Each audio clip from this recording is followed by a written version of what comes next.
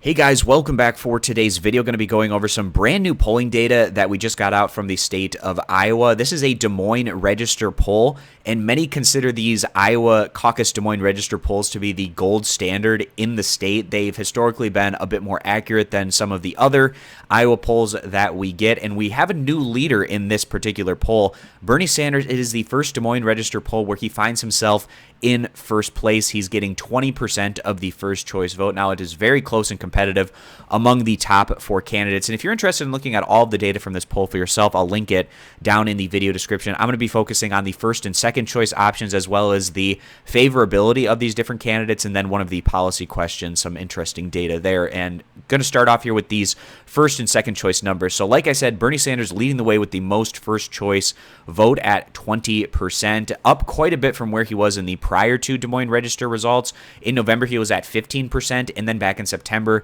is when Bernie Sanders was really bottoming out, kind of in that September to October range. He was at just 11%, so he's up 9 points in just a handful of months and trending in the right direction as we're getting closer and closer to the Iowa caucuses. In second place, we have Elizabeth Warren at 17%. Oh, I also will mention that Bernie Sanders had 12% of the second choice vote, so then 32% when you combine first and second options. Elizabeth Warren, 17% first choice, relatively unchanged from where she was in November at 16 points, gaining 1 percentage point.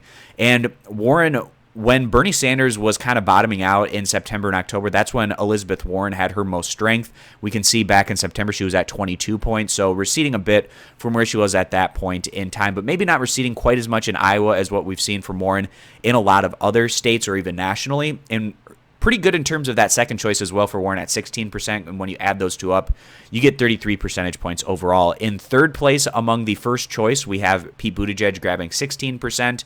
A really bad sign for Mayor Pete is he's receded 9 points from where he was back in November, kind of the time that he was peaking in the polls, grabbing 25% in that instance. He has 15% second choice, so 31% when you combine those two categories. Now, a couple of weeks ago, I made an early Iowa caucus prediction, and that's just what I felt was going to happen in the weeks leading up until we actually got to the Iowa caucuses and what would happen at that point in time.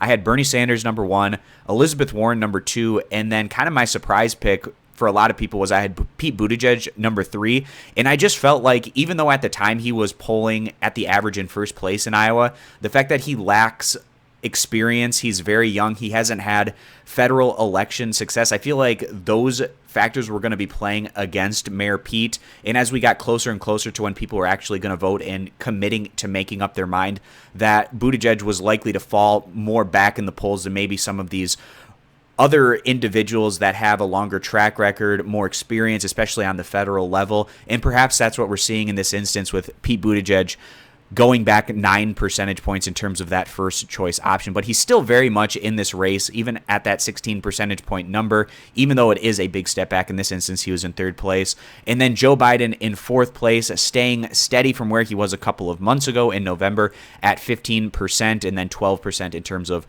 that second choice option. Now, just to run through the rest of the candidates, we have Michael Bloomberg, not showing much in the way of success here, just 1% of the first choice option. Cory Booker, 3%.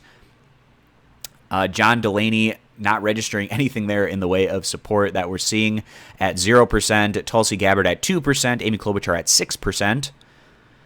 Tom Steyer at 2%. And then we also see Marianne Williamson at 0%. She just, I believe it was yesterday, bowed out of the race officially. She hasn't been having much in the way of success in the polling. Andrew Yang, he was able to gain a couple of points. He's at 5% in this instance, and those are all the candidates in terms of registering those first choice options. So now I want to go down and take a look here at the favorable, unfavorable numbers of all of these individuals. So Michael Bennet, 17% favorable, 32% unfavorable. Joe Biden, 62% favorable, 33% unfavorable. And then Bloomberg, really bad numbers, 17% favorable, 58% unfavorable. Cory Booker, 53 favorable, 26 unfavorable. And Buttigieg also has some pretty solid numbers here, 68 favorable, 24 unfavorable. Delaney just 15 favorable to 40% unfavorable. Also, Tulsi Gabbard not doing so well in this instance, 16% favorable, 58% unfavorable. Klobuchar at 53 favorable, 25 unfavorable. Bernie Sanders, also some solid numbers there, 66 favorable, 29 unfavorable. Tom Steyer, pretty close to a 50-50 split at 43 favorable, 38 unfavorable. Elizabeth Warren has the best overall favorability here at 70% and then 24% unfavorable. Marianne Williamson, 8 favorable, 51 unfavorable, and then also Andrew Yang doing really well in terms of his favorable, unfavorable numbers here at 61% favorable compared to 25% unfavorable there for Mr. Yang. And then I wanted to wrap up this video taking a look at this policy-related question. It's important to the overall narrative, I believe, in this 2020 Democratic primary field. So they said among likely Democratic caucus goers in the state of Iowa, regardless of who your first choice is, which candidate do you think has the healthcare policy position that aligns most closely with your views? And we can see that Bernie Sanders doing very well in this instance at 24%. And then we see the other top options, Biden at 16%, Buttigieg at 15%, and Elizabeth Warren at 14%.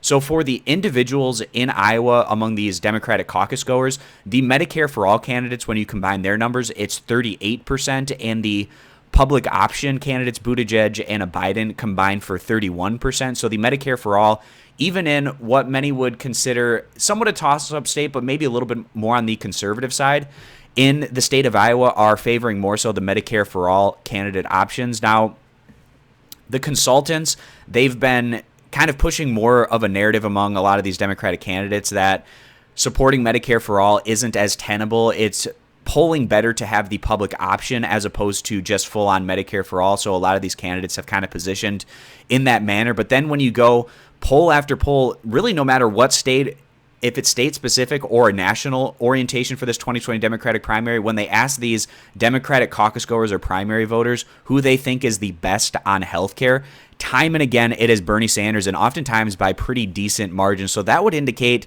that even though when they're asking these individuals, do you support Medicare for All or do you support a Medicare option to buy into, even though that particular reasoning has pulled a bit better, which is why the consultants are saying that you should support a public option as opposed to Medicare for All. It's not panning out in terms of how the voters feel about these different candidates and who is the best on healthcare. And I think this is maybe part of the reason why we're seeing Bernie Sanders move his way up in the polls. Is a lot has to do with how a lot of these voters are lining up with Sanders on a number of these important issues, healthcare being one of those instances. That's just my 2 cents on this one. And based on where this poll is at, we see Bernie Sanders in first, Elizabeth Warren in second, and then Pete Buttigieg in third, Biden in fourth. That's exactly the first, second, third, fourth placing that I had in my early caucus prediction a couple of weeks ago. We'll see if that's going to play out. It is still very competitive at the top among these individuals. Really anything could happen, and you could make a case